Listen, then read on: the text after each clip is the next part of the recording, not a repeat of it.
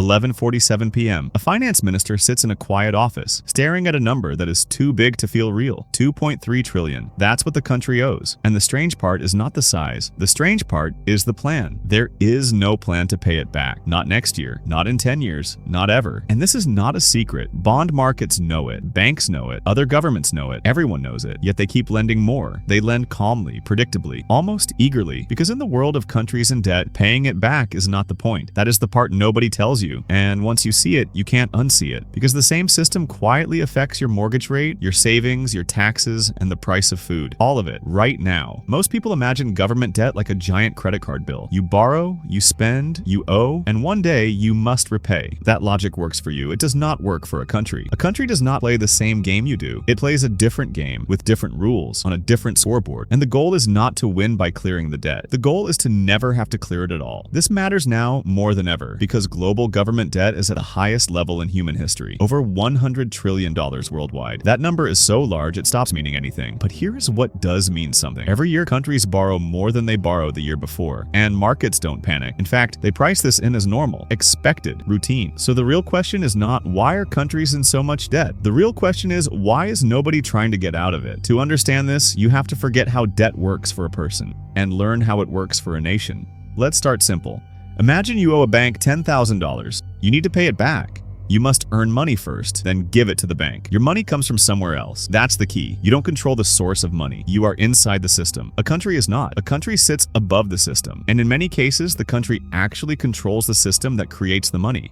That changes everything. When a government borrows, it issues something called a bond. A bond is a promise. I will pay you back later with interest. Investors, banks, pension funds, and even other governments buy these bonds. So money flows into the government. The government spends it on roads, salaries, military, healthcare, stimulus packages, bailouts, normal things. But here's the twist. When the bond matures in 5 years, 10 years, 30 years, the government does not take money from a savings account and pay it back. Instead, it issues a new bond, takes that new money, and uses it to pay the old bond. This is called rolling the debt. And this is not considered a problem. This is considered the plan. Because for countries, debt is not a bill to be cleared. It is a permanent structure, like plumbing in a building. It's meant to exist forever. The system depends on it. You might think this sounds like a Ponzi scheme, new money paying old money, but here's the difference. A Ponzi scheme collapses when new money stops coming. For countries, new money almost never stops coming because the entire global financial system needs those bonds to function. That's the part most people miss. Government debt is not just something governments have. It is something banks, pension funds, insurance companies,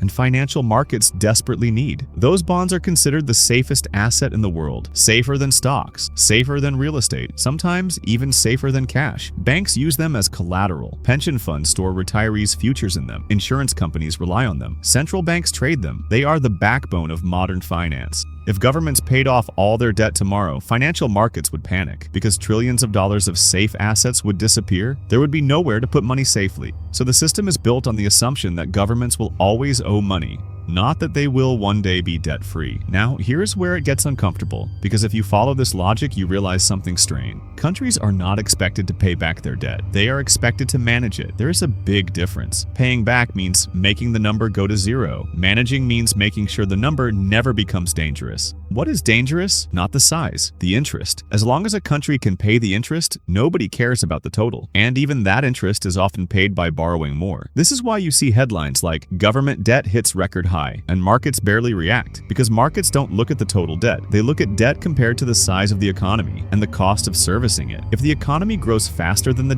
debt becomes easier to carry, even if the number gets bigger. This is like carrying a 50-kilo backpack. If you grow stronger every year, it feels lighter over time. Even though it still weighs 50 kilos, this is the secret math. Countries don't escape debt by paying it. They escape debt by outgrowing it through inflation, through economic growth, through time. Now let's add another layer. Most large countries borrow in their own currency. The US borrows in dollars. Japan borrows in yen. The UK borrows in pounds. And they control the printing of those currencies. This is where the rules break completely. Because if you owe money in a currency you create, you can never technically run out. You can always print more. This does not mean you should, but it means you can. And markets know this. So when the US borrows trillions, investors are not thinking, what if they can't pay? They are thinking, they literally create the dollar needed to pay. The risk is not default. The risk is inflation, and that is a very different kind of problem. Default is sudden. Inflation is slow. Default is a crash. Inflation is a leak. One destroys trust instantly. The other erodes it gradually, and governments prefer the leak because it is less dramatic, less visible, less politically explosive. So instead of paying debt back, governments allow inflation to slowly reduce the real value of what they owe. If you borrowed $1 trillion 20 years ago, that trillion is worth far less today in real terms. You still owe a trillion, but it hurts much less. Time is the real repayment plan. Now let's look at history. After World War II, the US had debt equal to over 120% of its GDP. Higher than today. Did it pay it back? No. It grew out of it. Post-war growth was strong. Inflation was steady. The economy expanded, and over decades that terrifying debt ratio quietly shrank. Not because the number fell, but because the country got bigger. This pattern repeats again and again. Countries don't clear debt. They dilute it with time, growth, and money creation. This is why modern governments are not obsessed with eliminating debt. They are obsessed with keeping growth alive. Because growth is the solvent that dissolves debt without anyone noticing. Now comes the part where things get ironic. When politicians say, we must reduce the deficit, it sounds like they are trying to stop borrowing. They are not. They are trying to slow how fast the debt grows, not reverse it. Because reversing it would mean pulling money out of the economy, and that would cause recessions, unemployment, and financial panic. So the system quietly agrees, debt must grow, just not too fast, and never faster than the economy. That is the balancing act. This is also why countries rarely run large budget surpluses, and when they do, something strange happens. Financial markets get nervous because surpluses mean fewer bonds. Fewer bonds mean fewer safe assets, which disrupts the system. In the late 1990s, the US briefly ran surpluses, and there were serious discussions in financial circles about what would happen if government debt disappeared. It was not seen as good news. It was seen as a threat to financial stability. That tells you everything. Debt is not a bug in the system. It is a feature. Now let's talk about what actually scares markets. Not high debt, but loss of trust. Countries like Argentina, Greece, Venezuela, Sri Lanka, they had debt problems. But not because the numbers were too big, because they borrowed in currencies they did not control, or because their economies were too weak to support the interest, or because investors stopped believing in their future. Once trust breaks, new money stops coming, and the whole roll the debt forever model collapses. That is when you see defaults. A country like the US, Japan, or the UK is in a completely different category. They borrow in their own currency. They have deep financial markets, and the world depends on their debt instruments. Trust is enormous, which is why they can keep rolling debt for decades. Sometimes centuries. Yes, centuries. The UK still has bonds outstanding from the 1800s, still paying interest, never repaid, and nobody finds this strange. Because for a country, permanence is normal. Now zoom out. You start to realize something uncomfortable. Your taxes are not going toward paying off the national debt. They are going toward paying interest, maintaining the structure, keeping the machine running, because the machine is designed to never shut down. The debt is not an emergency. It is infrastructure, like roads, like power lines, like the internet. And just like infrastructure, it must be maintained, not eliminated. This is why you will rarely hear serious economists talk about eliminating national debt. They talk about sustainability, affordability, confidence. Those are the real words, because everyone inside the system knows the truth. The debt is never going away, and it's not supposed to.